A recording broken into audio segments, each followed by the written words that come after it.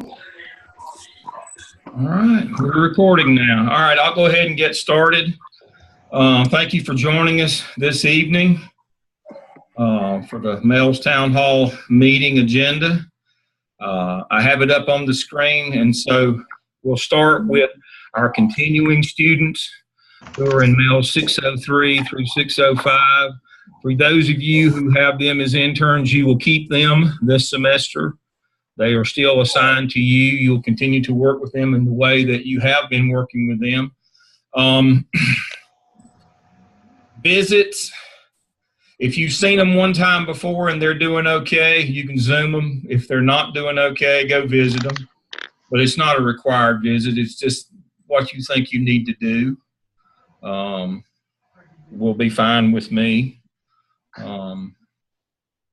Everybody doesn't live on the road like I do, and so I understand that. But if they're behind and if you think you need a little face-to-face time with them, that's good. If not, then Zoom them, that'll be fine. So let me run quickly through from our oldest students to our newest students. So we'll start with the fall 16. Now, we may have some in the program 699s that are older than that. Don't worry about them. Jerry and I handle those, so don't worry about those. All right, so starting with the fall 16 5 full semesters, they have to do their 604 Blackboard coursework to include their discussion boards assignment and peer reviews. Their task stream work in terms of evidence artifacts is to complete the skip and the cap. They owe you 12 competencies in their competency folio this semester that go along with the skip and the cap. They should be uploading and requesting comments from you, and you should be reviewing those. And there are no School of Ed dispositions or competency analysis due this semester. I could switch over to task stream and show you that, but I know you all know what I'm talking about. So that's where you are with those. Those are the fall 16 5 full semesters. Now, the add-on people, the non-accelerated, we do have a few of those who chose not to accelerate and finish this fall, so they're in the dark semester. They do not have a class this semester. They will finish in the spring. So there is no class for them, no 604. So their task stream evidence artifact is the same as the last group. Finish the skip and the cap, 12 competencies.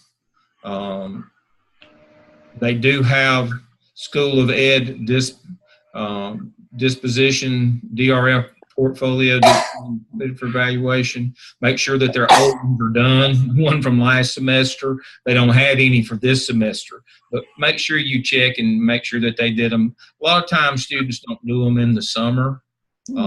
Make sure that the ones that were due in the summer, check them for me if you would, please.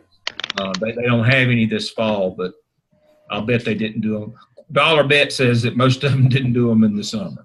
All right, moving on. Spring 17 5 full master's program. They have 603 this semester. They have to complete the OMA, skip task 1 and 2, and cap task 1. They have the second half of the second round of 21 competencies, how many they didn't do in the second round, uploaded and request your comments, and then they do have SOE dispositions due this semester. Okay, our add-on licensure people and the fall 16 accelerated people that are finishing this semester, they have 605. Whatever they lack in terms of evidence artifacts to get all 6 of them done wherever they are. They got to complete their third round of 21 competencies again wherever they are. And then they follow that link. Jeff made them a nice little video on how to submit their portfolio. They submit it once all 3 rounds are in there, and they finish any dispositions or competency analysis that they haven't completed. And then their signed internship log is uploaded for evaluation. Now, please remember that there are no 5-semester add-on students that started in spring of 17. If you started in 17, you're a 3-semester person. Remember that interns should upload for comments at least 80 hours of clinical activities that have been signed off by their site supervisor every semester. That's their internship log. Make sure they're doing their log. Now, a quick note about logs. North Carolina and South Carolina require 275 hours.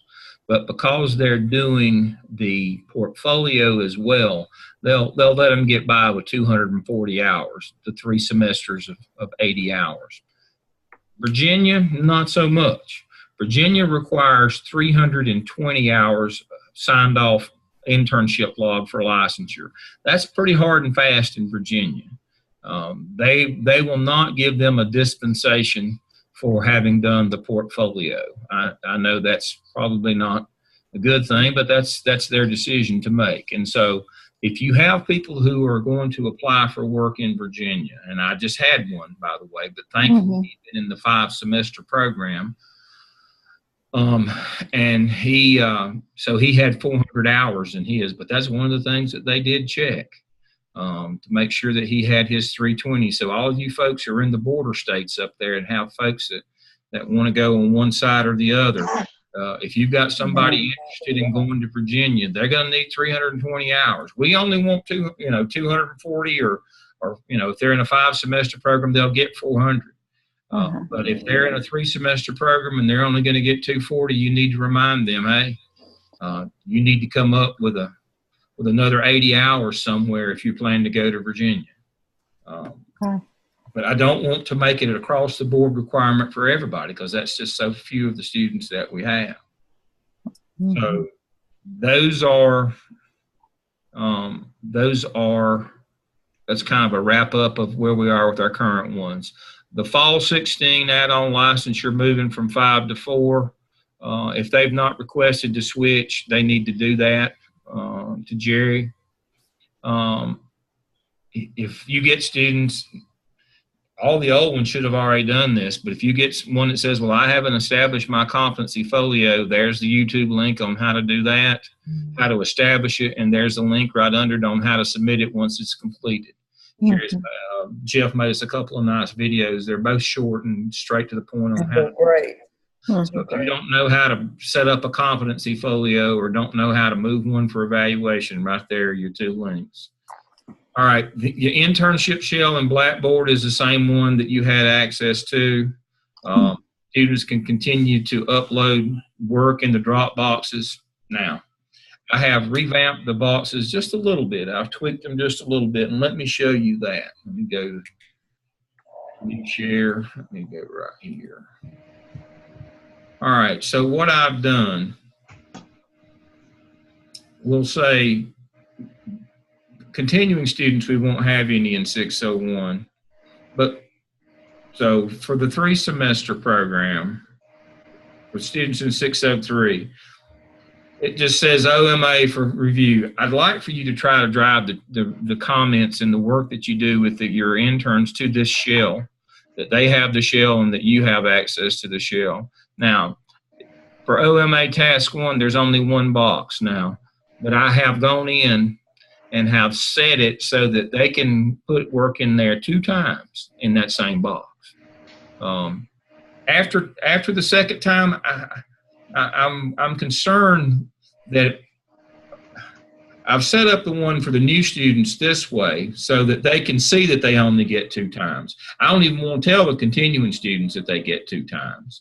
I don't want it to be where I'll just put anything in there and they'll tell me what I need to do, where basically we're writing it for them. Right. I don't want to do that. And so the continuing ones, they only see 1 box. Now, you can tell the ones that if you think they need a second time for a revision, I have set them so they'll take 2 uploads now. But you might want to be judicious with telling your students about that, because they'll abuse that. They'll let you write it. So what we've done for the new students coming in the fall, I've made them in their first semester, I've made them 2 boxes. And it says the second one's as needed. Now, they won't know, but once they hit the second semester, they're only going to have 1 box. It will accept 2 times. But again, I don't want to condition them to believe that we can just put work in any old thing we've got, and then they'll tell us and basically write it for us, and we'll do that 4 or 5 times. I came into one of my colleagues' offices the other day, and he was working on a doctoral dissertation, and he said it was the 19th revision. And I thought, I don't believe that's the student's problem. I believe that's operator error. We can't do that. You know as well as I do that we have some students whose plan is I'll just put something in and I'll have my coach write it for me. I want us to work with students. I want us to help them. But I don't want them to become dependent upon us by giving 4, 5, 6, 8 rewrites for them or continuing. 2, and what we're going to try to do is, especially in this first semester, if we do 2 rewrites to help you and you do 2, you've been through your instructor, you've been through your peer review, the coach has helped you one time. That second time around, I think after that we need to stop and we need to look at whether they should progress in the program or maybe we should move them to 699 and drop them out of the classes for a while. Maybe it's just too much, especially these 3-semester program folks. But I don't want to come up and continue to generate 30, 40% of the students not completing on time and having to go to 699. We've made a real push to try to reduce that number, and we have. But I'd like to see that number become 0 that go to 699. And so in an attempt to do that, I want to see us give good comments and work with students and give good feedback, but it just can't be an on and on thing. So I have revamped the boxes that way, but as you can see, I have boxes for each of your interns right here where they can work. Now, if you want to do email, I would encourage you to use this because it keeps a record that we can all see and the quality and quantity of feedback that you've given. And students sometimes claim that things didn't happen, and we have this record. We know who put work in, who graded it, what their comments were, how long it was in. I mean, it's a good thing for all of us to have this. And so over here in our each one of our students has one now or should have one, and all of our new ones will get one of these intern shells, and it looks just like a class shell. And they just come over here and select the program that they're in. Let's say they're a 605 for the 3-semester program. They just select that, and it has a place to upload their work for your review. And remember, there's only one box, but they can use it twice. Up to you if you tell them that or not. But this shell has turned out to be a really good thing in terms of it's actually a really good thing also when we start looking at accreditation. We can on standard 2 for clinicals, it gives us some really good data. I want to show you something. Let's see. I'll have to close my door. Let me show you something in this that really is. You never see data that's really this good. Let me move this over out of the way. Look how students. These are my interns. Started out. 31 of them needed help on the first task, then 20, then 19, 14. It went down each time. And then the same way when they started the next one. But look how those numbers, once you gave them help with the task, and what I'd like to see, and we're already seeing this as well, in the beginning, 31 needed help. And then the second round, 29 needed help. And then in the third round, hopefully only 25. But each task, fewer and fewer needed help. And then what I'm hoping is each semester we'll see that go down as well as they kind of figure out what they're doing. But these numbers, they show us that I had like 35 interns in this group and 31 of them needed help. We know they need help. And that's okay. But look, from the first task to the second task, 10 of them caught on. Yay. Maybe it was just a great teacher. They realized they really have to do it. But they caught on. And that's what we want to see. And that's the kind of things that we're trying to track is are we doing a good enough job teaching and coaching that they're catching on, or do they need us all the time? That's not their problem. That's our problem. We're not doing a good enough job. And so I was very pleased to see the numbers in terms of how they progressed and kind of caught on and decided. So what I'm hoping is when we start the OMA here in a couple of weeks that, I'm going to see, you can see I've had some of them that already started. I've had 9. I've only had 9 that needed help at the start of the OMA. That's, I want to see that number going down. That means we're doing a good job with what we're doing. So that's the internship. Good. Go back to this. All right. As I said earlier, if you've already visited your interns, your continuing interns, unless you just feel the need to go, just Zoom them. That'll be fine with me. But if they request a visit, I always put an email out. You need to see me? Let me know. If not, I'll see you on Zoom, and I tell them, when we're going to do Zooms. Or if I see, I go into task stream and I see that they're not keeping up, or if their instructor sends me a note that they're concerned or not keeping up. I mean, Sarah's has kept me apprised of a situation of hers. That student is not my intern, but that coach already knows they're going to have to go see that intern. And so, can you hear me? Yes. This is Rod Ramsey. I've got a couple I've already gone to see that have got new principals. Thank you for reminding me of that, Rod. If there's been a change in school, you need to go back. Okay. If they've got a new principal, if they've moved schools, or some change has happened. Thank you for reminding me of that, Rod. Those two I knew because they're close to me, but I knew their former principal personally. Yeah. Do we need to just email all of our interns and ask them if you have a new site supervisor to let us know? And email us. I email all of mine and say, do you need a visit? And here are the reasons why you might need a visit. You're behind on your work. You just need to see me. You've got a new principal. You're at a new school. That my email will go out. Now, we start next Monday. I generally wait as close to that first week as I can. I get better. If I send it out 2 weeks before, they're not thinking about school right now. I get right. Now, will we be getting that list? I mean, like I think I've got 2 interns that did not complete. They were in 605 last semester. The latest date that I kept up with, and they still had some work needed, but required it. I don't think they did it. Seth ran me the crystal viewer just a few minutes ago. We won't have a pretty solid list until probably. I'm the one that's screaming on my end. I want it now. But my plan is to get all this stuff out right now, knowing that it's going to change some because they take late enrollments and all that. But Friday we will have. Today's Tuesday. We had from last Friday till today. We've had 17 more, and we've had some, and not all of those were new. Some people who, like you say, are re-registering right now.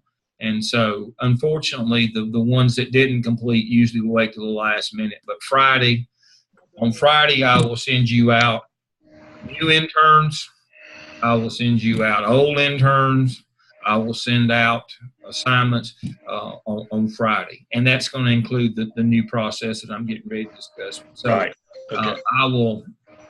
I hesitate. I thought about sending them out tomorrow. I ran another report today, and I went and looked through it and did some sorting, and there's still a good many returning students who have not registered.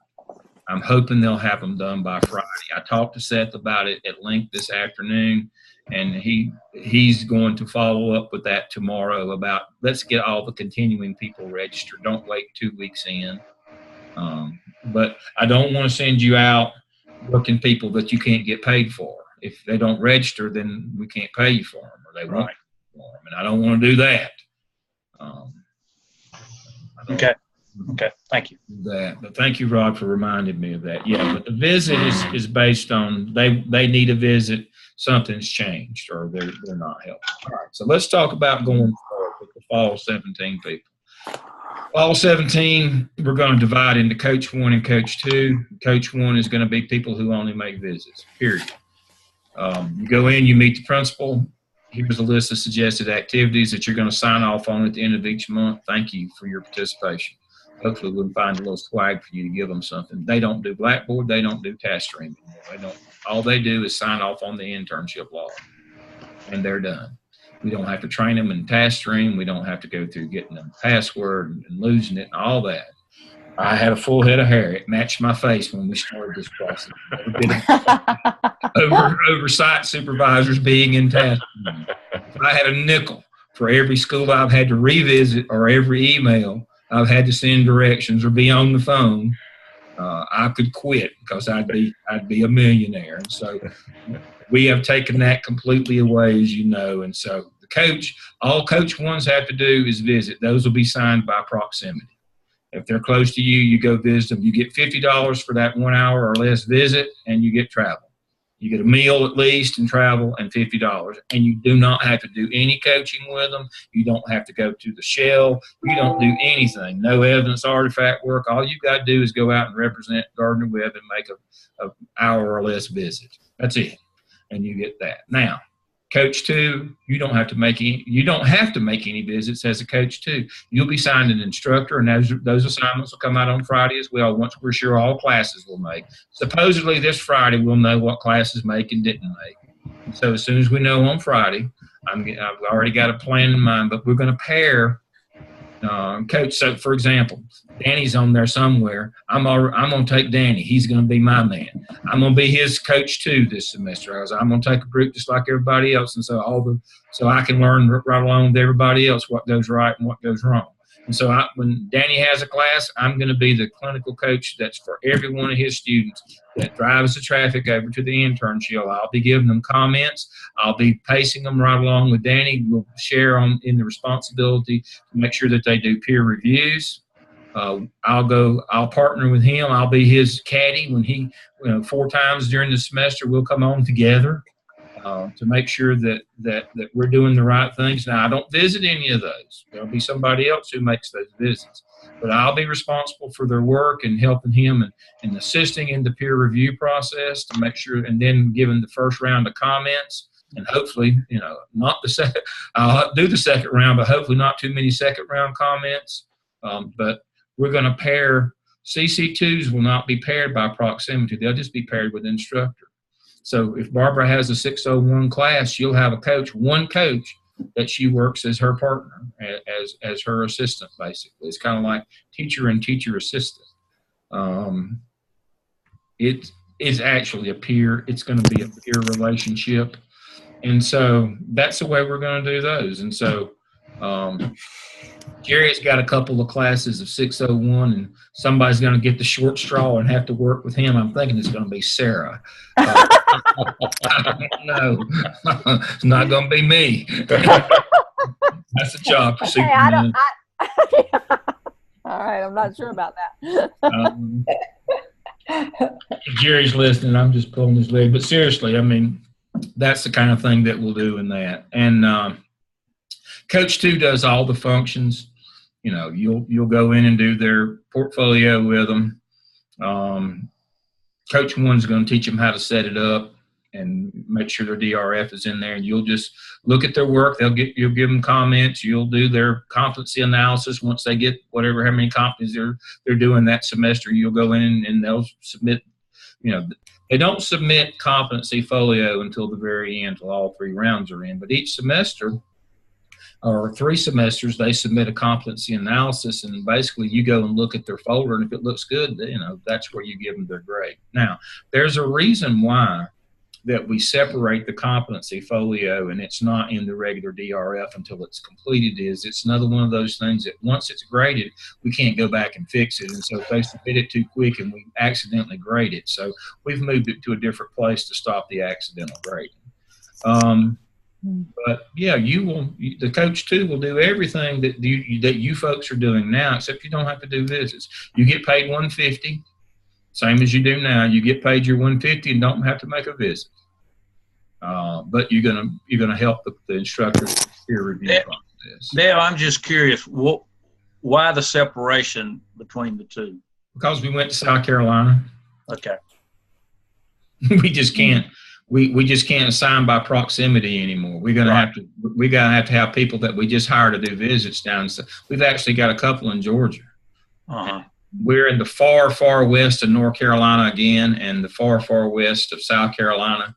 And as we've expanded, we've known for a couple of years that as we expanded, the role of the coach was going to have to change because of proximity. And so what we're looking to do is we're going to try to cover it with our existing staff this semester, but we're looking to hire some people in those areas. Once we're established and we have students there and we can show that we're going to generate income from those areas, the college will then, we've talked to them, will let us advertise and hire people in those areas just to make visits, and we'll bring them in and do face-to-face training with them. We're just going to cover, CC1s are just going to cover this semester. We've got to show the college that basically that we can generate income in those areas. Yeah. Before they'll let us advertise and hire people. And so it's going to be a strain this fall to cover everybody. I'm going to have to get a hotel room somewhere in Clemson or somewhere down there and work that area for 2 or 3 days, and then jump across the line out toward Waynesville and Asheville and stay over there. So I'm planning on a week where I'll just be on the road and cover all of western North and South Carolina, because we don't, they've not allowed us to hire anybody in that area yet. But supposedly if they're going to let us do that this fall. And so I won't blame anybody else. We just hadn't got it done yet. And so we're working on money right now to do that. Dale, will the students be, will they understand it to be coach 1 and 2, or will they they'll just know that somebody visited them at their, a Gardner Webb greeter visited them, and the greeter will tell them, I'm just here for today. Okay. Here you're in this class, this is your coach. Okay. I'm here because of proximity. I'm here to introduce you to the program and say welcome and thank you for signing up and sending in your money, and thank your principal for agreeing to work with you. I just didn't want the students to be confused about. Right, they shouldn't be confused by the greeter. I wish I'd been smart enough to think this up, but this is a lot of online providers. This is a way that they do it. People like Governors, Grand Canyon. They hire somebody in the area, but they just hire them to do the visits, although the actual work is done online with their people that they've trained to be, through inter-rater reliability, to be their graders and commenters and work with them. But they perfect sense. Hire people. And so once I found out that, I wondered how these online providers were able to do this. They must be smarter than us or never sleep. Or, airplane or a helicopter or something. How do they do this? And I got involved with Grand Canyon and found out through them, this is the way we do that. I was like, wow. We should have been smart enough to figure this out. Dr. Lamb? Yes. Would it be conceivable that a person would be a clinical coach 1 to some group and clinical coach 2 also? Absolutely. That's the plan. So you can have both roles? Oh, yes. Okay. Yeah. That's, if we're able to pull it off this fall, we may not have to hire too many people. If folks want to do both, I would love for folks to do both. Well, it's the best of both worlds for the student, I think. I talked to Rachel earlier today, and the folks that I've talked to Mark about doing some of that, and Rachel because of where she is. I mean, folks seem to think that they can do. I'm going to attempt to do both this fall to see how it goes. And if at the end of the fall, if my beard falls out as well, then I'm going to say no. Maybe that's not a good idea. But right now, I'm thinking, we can. I'm thinking good people can do both. So Dale, isn't that what we were doing anyway? Yeah. But I like that. But we can't do it for everybody. Right. I understand. So every new person will have a clinical coach 1 and 2. Existing folks will just have the clinical coach. Because we don't have any of them in the far corners. Okay. We didn't. What the way that we've been going about recruiting students is we would only recruit certain areas for a while. Mm-hmm. And that way but now with the expansion, we're recruiting all of North and South Carolina all the time. Mm-hmm. And that's going to require us to think a little bit differently than we've been thinking. And so, yes, you've been doing Coach 1 and Coach 2, and I'm hoping that a lot of you will continue to be able to do Coach 1 and Coach 2. Yeah. But start talking about in the far corners and, deep down in South Carolina, down in Charleston. We got a big cluster in Charleston. Mm-hmm. That it just becomes impractical to do it any other way than we're just going to send somebody down to visit all those people. Mm-hmm. And then we can coach them online. Mm-hmm. Do we need to let you know our preference? That's part of tonight is email me with what you want to do. I'm assuming that you will keep the interns that you have right now. If you don't, let me know that as well. But tell me what you want to do going forward. You want to do some CC1 work? You want to do 2? You want to do both of them? Let me know what you want to do. I've got a spreadsheet where I was talking about. I put this meeting off as far as I could to get as close to the numbers as I could. And I dared not put it off any longer because I wanted to talk with you about it. But I've got a pretty good idea of what we can do right now. And I've already kind of sketched it out, but I wanted to hear from you. That's why I said it'd be Friday, because I'm going to take it and get your feedback from tonight and enter that in. I talked to Dr. Bingham on the phone. He wasn't in. I talked to him today and got his preference. And I've talked to the full-time people and that are around and got their preference. And then I wanted to talk with all of you folks and get your preference and then go from there. I don't just assume that everybody was willing to do X, Y, and Z, and maybe you're just willing to do X and not Y or Z. Don't blame me for that a bit. I don't think any of you want to have to go and stay on the road for a week and stay in hotels for a week. And that's where we are right now. I'm gonna be the one that has to do that. Cover all of the far west of North and South Carolina and into Toccoa, Georgia. I'm just going to have to go stay a week because I can't make that trip, 8 or 10 or 15 times. I'll make it a couple of times, and hopefully 2 trips of that, I'll get all those people. But, that's if everything falls just exactly right. But we don't have anybody anywhere near that area that can make day visits. We got Karen in Asheville, but she has a regular full-time job during the day. And so she can't be making visits during the day. And so I just, don't really have anybody else near there that could do that. Kathy might could, but, I'm hoping to hear from her about if she could do some of that. Otherwise, I'm going to have to go. I'll take Charleston. Good thinking, Sarah. We don't pay to stay down on the Battery. We Holiday Inn, Connell Lodge is what we pay. But Rachel's going to go. She's going to cover some Charleston, and Sarah may have to cover some Charleston in that area back across toward Columbia. If you're in Wilmington, it's not too bad going back across toward Columbia that way. I've got a bunch, and there's a big pocket over between Wilmington and Columbia. I got a big pocket over that way, and got a big bunch in Columbia.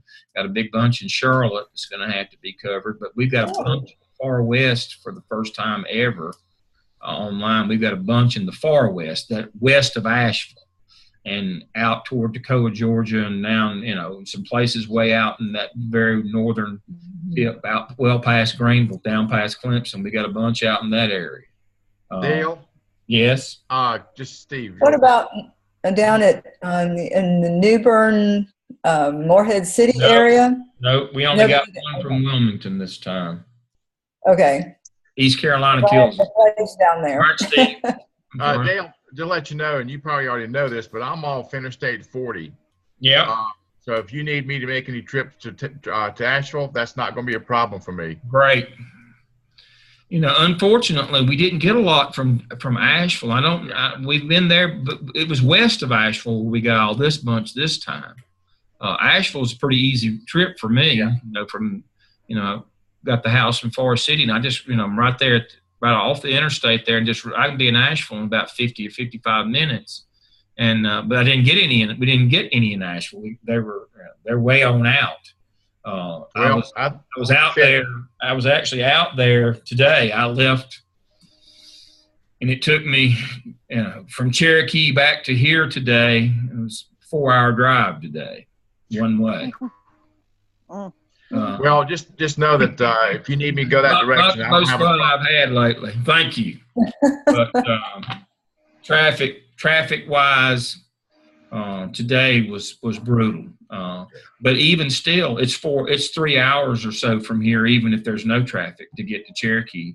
And that's kind of the hub of where these people are out there. They're in Sylva and Waynesville and those areas. I mean, that's not something that you make one trip to see one student kind of thing. You got to go and stay and see 4 or 5, 6, 8, or 10 when you go, and might have to spend a night or two.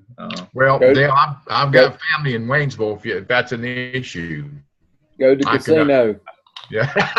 Yeah, we're not giving you any gambling money though. Oh, gee. No gambling money.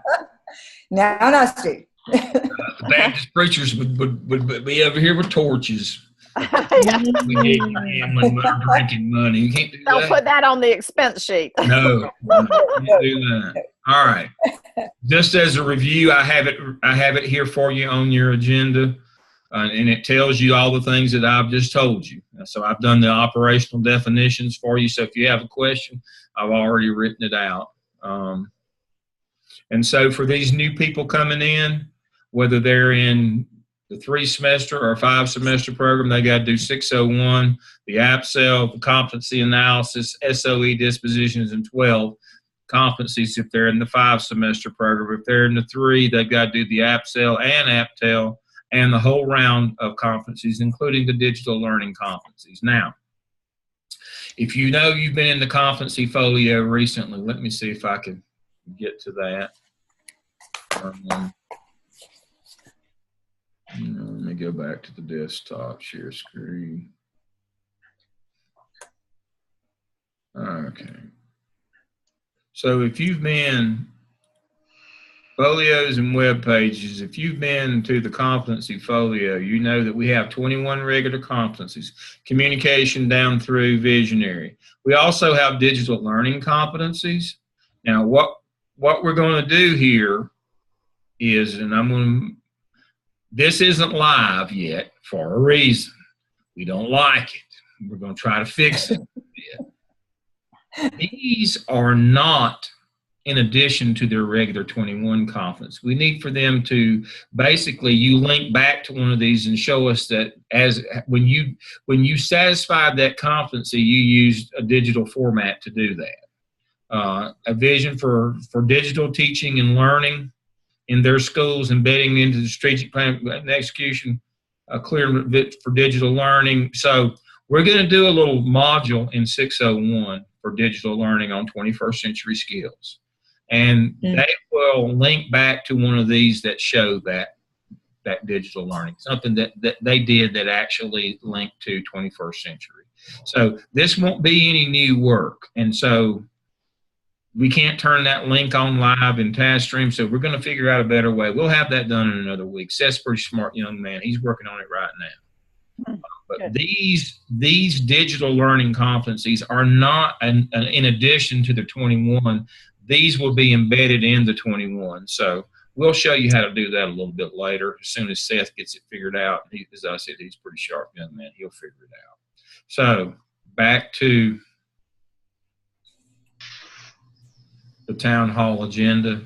So the new people, the 5-semester, they do 12 competencies, plus they show a link to any of the digital learning competencies that they by doing what they did, and the add-on licensure 3-semester program do all 21 APSEL and APTEL the way that we've been doing it. So there's really no change from fall since spring of 17 on that stuff. We're continuing to get. The only real change that we've got is the CC1 and CC2, and it's the same job we've been doing it. We've just split it so that, hopefully we can find some people in the corners maybe can do some of this for us. And if you want to do both of them, then that'll be fine. But we can't we can't really give you a whole class to coach, and that was one of our real agenda items. Was a real priority for us, was to try to put one coach, one instructor together, but we can't do that and do it proximal. I mean, it has to be online only, and then somebody else does the visit, because that's going forward. That's going to be a high priority for us, is one coach, one teacher, that share a responsibility for these students. The clinical piece is supposed to be an equal part of this process, according to CAPE accreditation. You know that we've had to change accreditors because we're majority online now. Well, Standard 2 in CAPE is clinical, and it says it's an equal partnership, and then it has to be regular and sustained contact and all these things. We've kind of had it like, it was, the backup band. It can't be that anymore. It's got to be an equal part. The clinical piece has to be an equal part to the instructional piece. And the way that we're showing that is we're pairing a clinical coach with an instructor. And that satisfies our accreditors. They like that. They think that's a marvelous plan. So that's how we're satisfying that requirement for them. And so that's going to have to be embedded in our program going forward.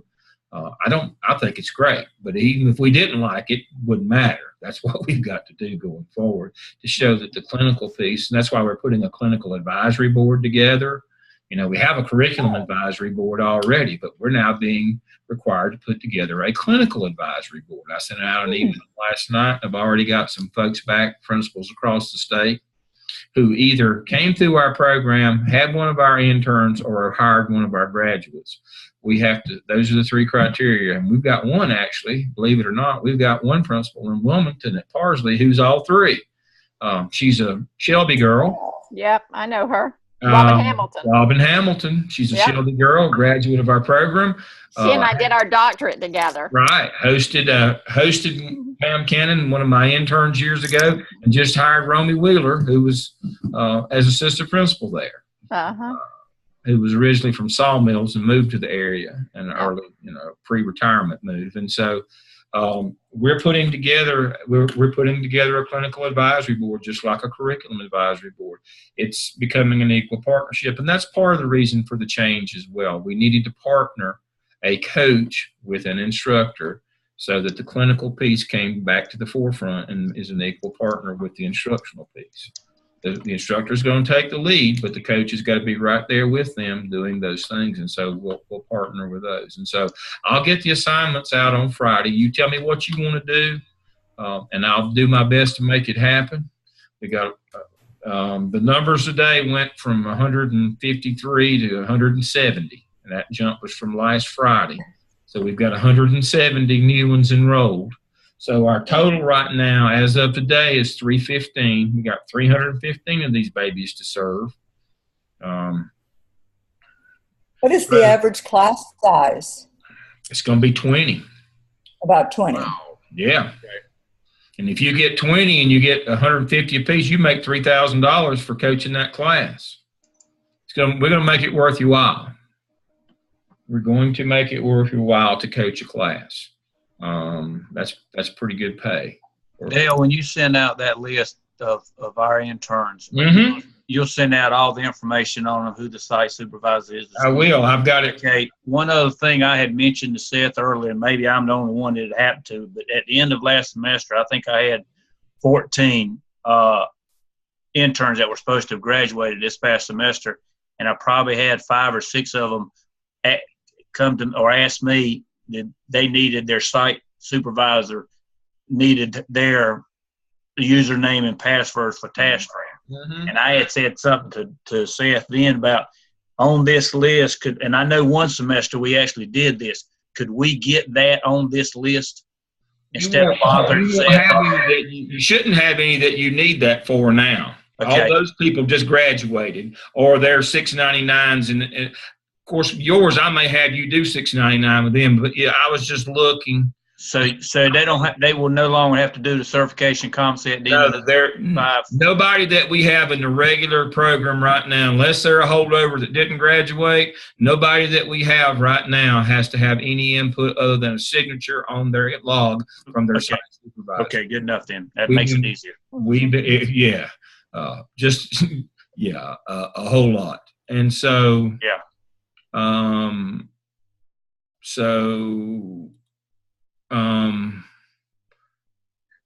I didn't mean to. I have all of the holdovers. I have all of those. So when you and I are working, if you have one that I give you as a 699, I will give you that information. Because yes, I was just looking for the spreadsheet. I do have it. I do have it on one of the spreadsheets. I most certainly do. I have it. I didn't have that one up tonight because I didn't need it. But yeah, the old spreadsheet, I will. If you got one that's from a previous program that still involved the site supervisor, I do have their username and password, and I will send that with your assignment on Friday. But I'll get all these assignments out Friday, and so between now and then, tell me what areas that you could go to if you could make visits. Tell me where you can go. What part of this? It's kind of geographical again. It's North Carolina is coastal Piedmont. You got central Piedmont, western Piedmont, eastern Piedmont, and you've got the coastal plain. I figure the eastern Piedmont kind of goes to Raleigh. If you can go east of Raleigh, or if you can go west of Asheville or to Asheville, South Carolina, we got basically 3 regions. Upstate, well, we got 4 regions. We're doing we figure Myrtle Beach is the same as Wilmington, but we're doing Charleston area, Columbia area, in between Wilmington and Columbia, that area. We're calling that Northeast South Carolina. Northwest South Carolina is like past Greenville, Spartanburg, down at Clemson, Simpsonville, Lawrence, on down. I'm thinking of some of the towns on down. Let me look and see something. Maybe I can do this. Dale, could I say something while you're doing that? Sure.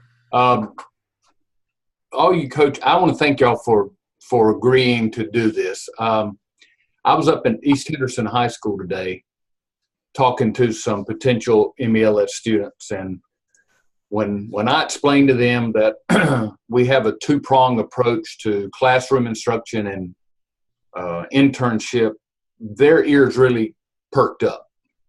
They really could see, just sitting there hearing about any kind of program, the benefit of having a clinical supervisor or somebody working with them. And the more I do this and talk, and Dale and I talk about this all the time, the more we see the importance of the clinical support piece.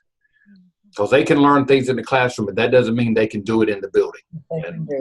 I want to thank y'all for committing to do that. Dale mentioned about Kate talking about the importance of it. I love the way Kate, at the beginning of Standard 2 on clinical, I love the first sentence. The first sentence says, clinical experience is the center of executive leadership preparation. It's not something on the side.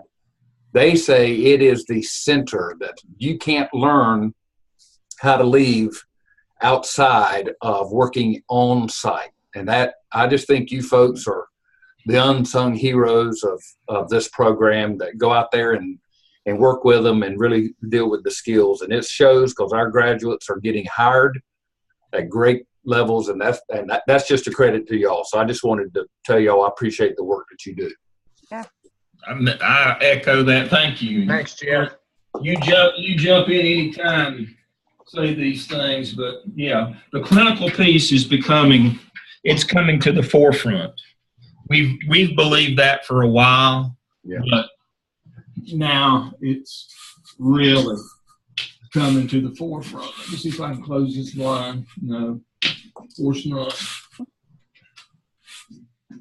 Well, while you're doing that, I'll just say I think it's wonderful to be able to team up with the class instructor so that the student is hearing the same thing for sure from those people. Yeah, and I they like that feel too. they have a support team that's going to carry them through their program. And it's not going to be changing from semester to semester. Well, so I really think it's good. Excellent point there is one of the good things about this way, because it's not proximal. If the student moves or goes to a different school or regions, it doesn't matter.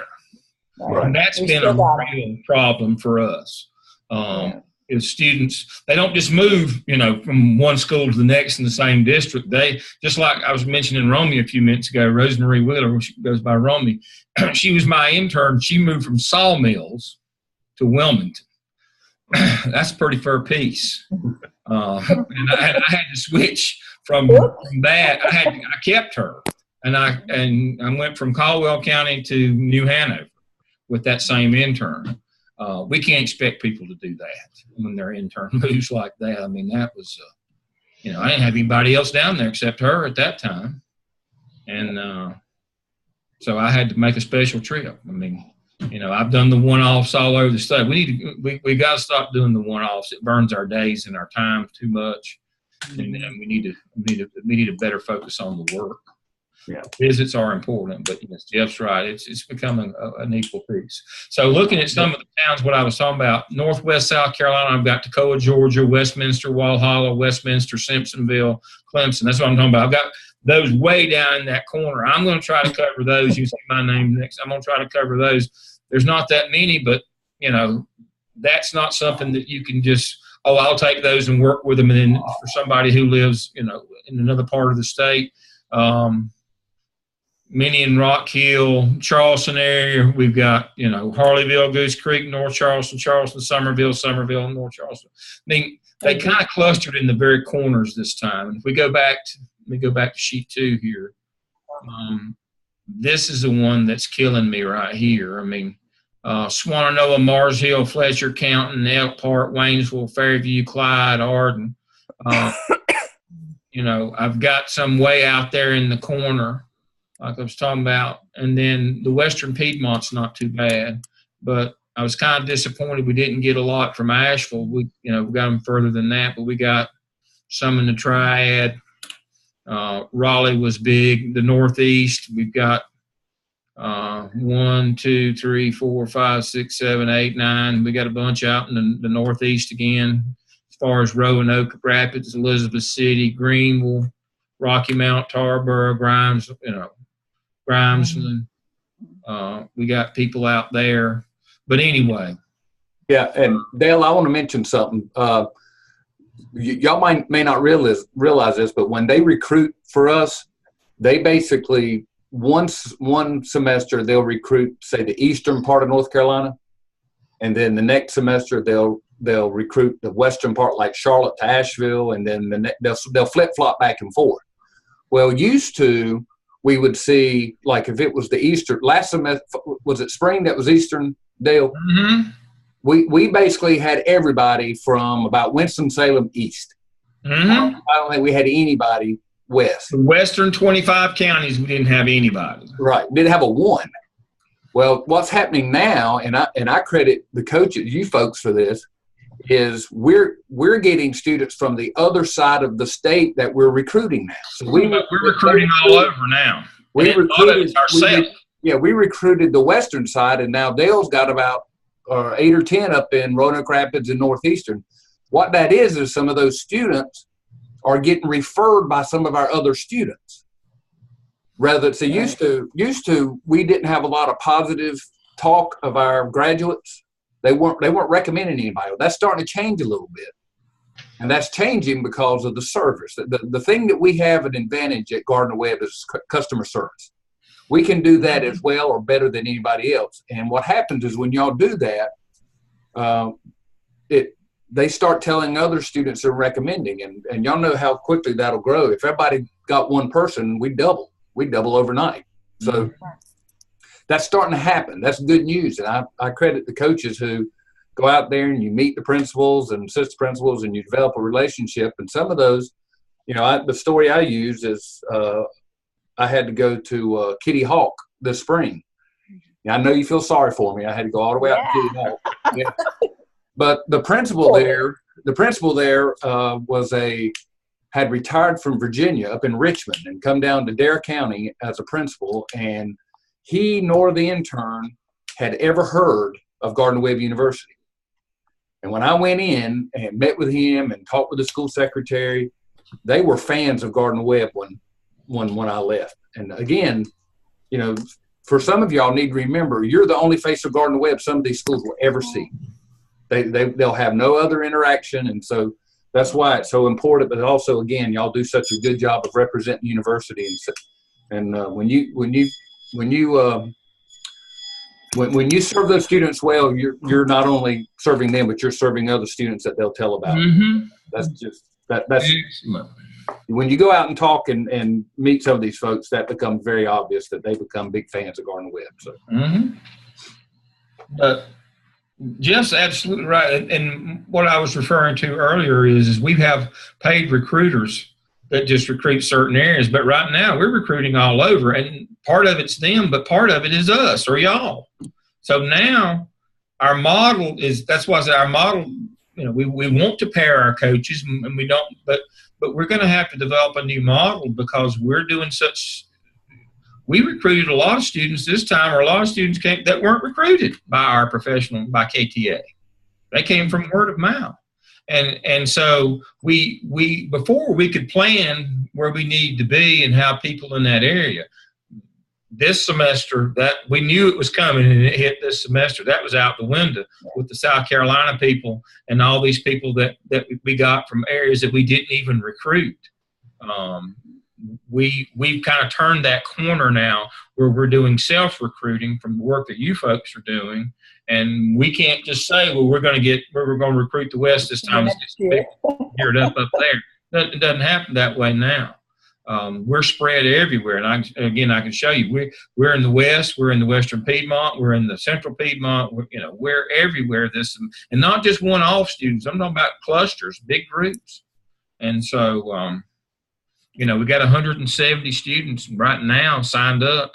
I don't know how many we'll end up with, somewhere north of 170, but we're not back to where the kind of numbers that we had a few years ago when we were just crazy number with seated students, but we're getting close. We're getting back in that territory, but it's becoming a perpetual thing where we're perpetuating ourselves as well as KTA, and so this new alignment, C1 and CC2, hopefully will help us as we move forward, and we just get students from all over North and South Carolina and pick a few up in Northern Georgia, and we're starting to get a few from Southern Virginia. And if Tim does a good job, the one that just got a job, I just did an interview, did a on-phone interview with his principal. If one just got a job in Virginia, somewhere up near Farmville, if he does a good job, we may get some people from that area. Who knows? And so if we're going to be an online provider, we're going to have to use some of the online provider tricks that we've been basically operating as a face-to-face university, seated classes and doing the same things that we did when we were only a seated class group. But now that we're in the big boy arena of online providers, we're going to have to do the same kind of things that they do. And this is one of the tricks of the trade that they do. They have a different person that works with the students' work and then goes out and visits with them. And I wish I'd have been smart enough to figure that out a while back, but or figured it out at all. But Well, I think Zoom has come in just in time to help us with that, because we can be personable and be in touch without getting in the car. Yeah. And that, now I know this, but none of us are getting any younger. I know that y'all are all younger than me, so I'll be, but none of us are getting any younger in terms of getting in the car and going.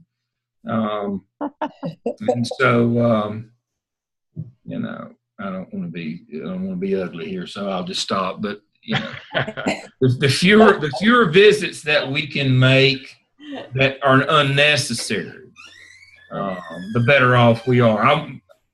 I want us to make the necessary visits. I want us to get out there and I'll do my part too. Get out and press the flesh and see people and as Jeff said, be the face of Gardner Webb for these people and make them Gardner Webb fans. That's very important. But with the ongoing work, we can take care of that online. Those visits aren't wasted, but we can't burn the candle at both ends. We can't burn everybody up, and it's really hard doing that on and on and on. And so we'll make our visits the ones that we need to make, and then we'll turn it over to people to work with them online. And I think that's going to be a good model going forward. Yeah, sounds good. All righty. Friday, I'll be in touch. As I said, Friday, I'm going to take your request and look at, I'll have a more complete spreadsheet according to Seth on Friday. I was happy to see 170 today, up 17 from the last week's list. And so we'll see what we got Friday and we'll go from there. All right. Call me, email me. I'm always available. It's good to see you all tonight. I appreciate you coming online with us. Y'all have a good week. Thanks, Dale. Thank you. Good night. Good night, Night, Dale. everybody. Good night. Good night, Good Gene. night. Good night, John Boy.